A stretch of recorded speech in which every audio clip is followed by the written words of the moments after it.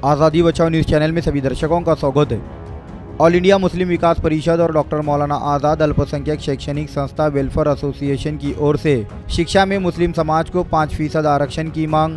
मौलाना आज़ाद आर्थिक विकास महामंडल को 1000 करोड़ रुपये का अनुदान। वक्फ बोर्ड का कार्यालय हर जिले में बनाने की मांग। स्टेट सिलेबस में मनुस्मृति का भाग निकालने की मांग।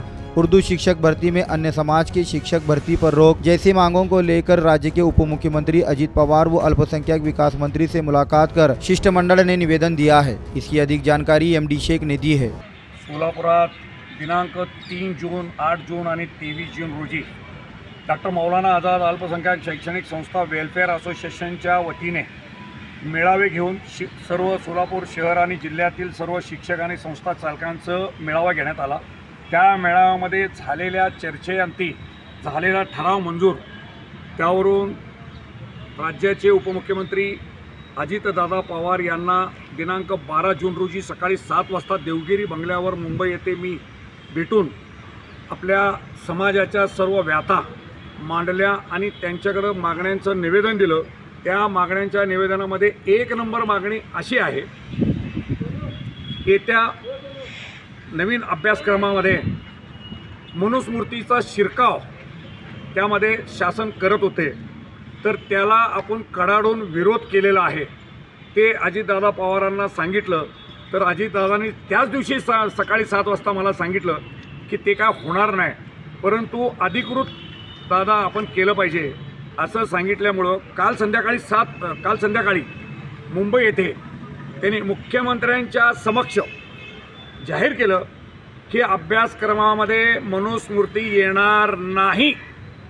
त्यामुळं राज्याचे उपमुख्यमंत्री अजितदादा पवार यांचं सोलापूर शहर, जिल्हा आणि महाराष्ट्र राज्यातील संपूर्ण अल्पसंख्याक समाजाच्या वतीने त्यांचा आभार मानतो आणि त्यांचं सोलापूर शहरामध्ये एक मोठं सत्कार आम्ही समाजाच्या वतीने ठेवायचं हे निश्चित केलेलं आहे। त्याच पद्धतीनं 6 मागण्या आपल्या होत्या, 6 पैकी बाकीच्या मागण्यांच्या बाबतीत ते विचार करतो असं त्याने आश्वासन दिलं। आणि काल 26 जूनला अल्पसंख्याक विभागाच्या पहिल्या आयुक्त कार्यालयाचं उद्घाटन औरंगाबाद हज हाऊसमध्ये होतं। त्या कार्यक्रमाला आम्ही काही शिष्टमंडळ गेलो। तिथं अब्दुल सत्तार साहेब जे अल्पसंख्याक विकास मंत्री आहेत त्यांनी संपूर्ण वाचले आणि त्यांनी आश्वासन दिलेलं आहे की ही संपूर्ण प्रश्न सोडवले जातील आणि सोलापूरला जे आपण समाजाच्या वतीने कार्यक्रम घेणार आहोत त्या कार्यक्रमासाठी ते आवर्जून उपस्थित राहणार असल्याचे त्यांनी काल आश्वासित केलेलं आहे। त्यामुळं त्यांचाही मी आभार मानतो। आपल्या मागण्या अशा आहेत, सर्वात पहिले येणाऱ्या अभ्यासक्रमात मनुस्मृती त्यांनी लादले ते रद्द करावी अशी एक मागणी होती। त्याचबरोबर 7 वर्ष पूर्ण झालेल्या विद्यार्थ्यांनाच पहिलीमध्ये ॲडमिशन द्यायचं ते रद्द करण्याची मागणी होती। नंबर 3, जे सध्या TET जे अनिवार्य आहे, अल्पसंख्याक शाळांना अनिवार्य नाही असं मुंबई उच्च न्यायालयाच्या औरंगाबाद खंडपीठाने निर्णय दिलेला 2016च्या एका जनहित याचिकेमध्ये त्यांनी निर्णय दिलेला आहे। त्याची अंमलबजावणी करत शासनाने GR काढावा अशी एक आमची मागणी होती।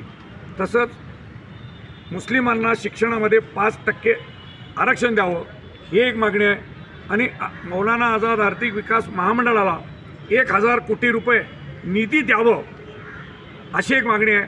आणि त्याचबरोबर पवित्र पोर्टलच्या वतीने जे मध्यंतरी भरती घेण्यात आली शिक्षक भरती जिल्हा परिषदेमध्ये राज्यभरात, तर त्या पवित्र पोर्टलच्या नावाखाली त्यांनी जी भरती घेतली उर्दू शाळेमध्ये शिकवण्यासाठी त्यांनी इतर समाजाच्या उमेदवाराला 166 उमेदवाराला घेतलेला आहे। त्यांना ताबडतोब उर्दूत न पाठवता अन्य शाळेमध्ये त्यांना वर्ग करण्याची मागणी केलेली आहे। या संपूर्ण मागण्या अजितदादा पवार आणि काल आपले अब्दुल सत्तार यांनी ते लवकरात लवकर सोडवल्या जातील आणि त्यावर निश्चितच तोडगा काढू असं त्यांनी आश्वासन दिलेलं आहे। सोलापुरात सध्या जे महाराष्ट्र राज्याचं अधिवेशन चालू झालेलं आहे आजपासूनच, ते अधिवेशन संपताच सोलापूर येथे फार मोठा अल्पसंख्याकांचा मेळावा डॉक्टर मौलाना आझाद अल्पसंख्याक शैक्षणिक संस्था वेलफेअर असोसिएशनच्या वतीने घेतला जाणार आहे।